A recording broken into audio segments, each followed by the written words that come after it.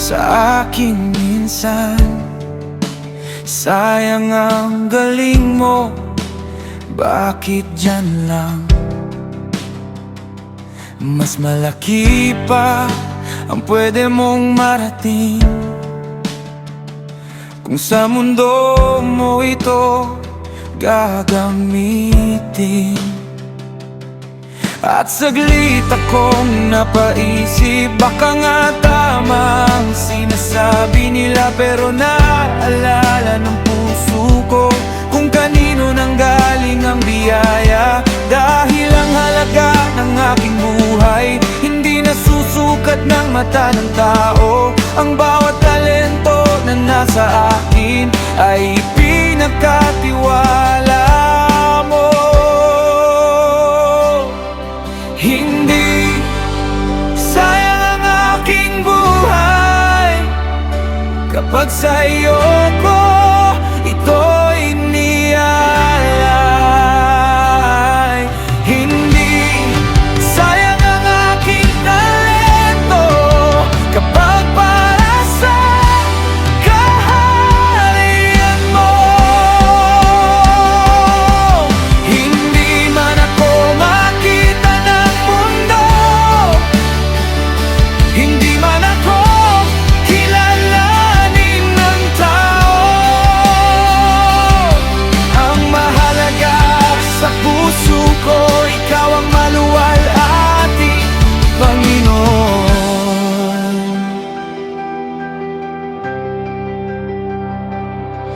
Ang awit na aking inaawit, ang salita na aking ibinabahagi, ang kamay na kusang naglilingkod, may layunin sa iyong kaharian. Hindi lamang para sa pangalan, hindi lamang para sa papuri, kundi upang may mga buhay na muling lumapit sa iyo, Hari. Ang mundo ay naghahanap ng sikat, ngunit ikaw ay naghahanap ng tapat. Ang puso na handang sumunod ay mahalaga sa iyong harapan. Hindi sayang ang aking buhay kapag sa iyo ko ito'y niyalay.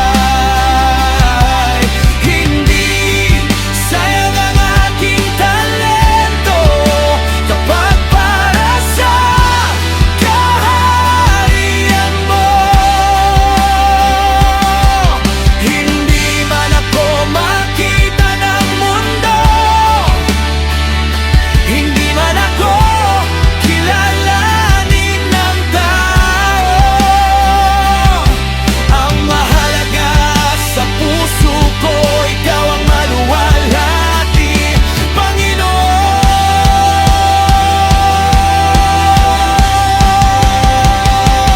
Kung ang kamay ko'y gamitin mo, kung ang boses ko'y para sa iyo, kung ang buhay ko'y maging daan upang iba'y makilala ka, mas mataas pa sa tagumpay, mas mahalaga kaysa papuri, ang maging tapat sa tawag mo hanggang sa huling sandali.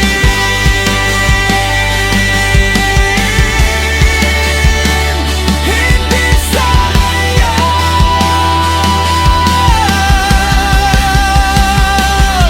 ang anumang inalay sa iyo, dahil ang galong galing sa iyo ay may layuning banal.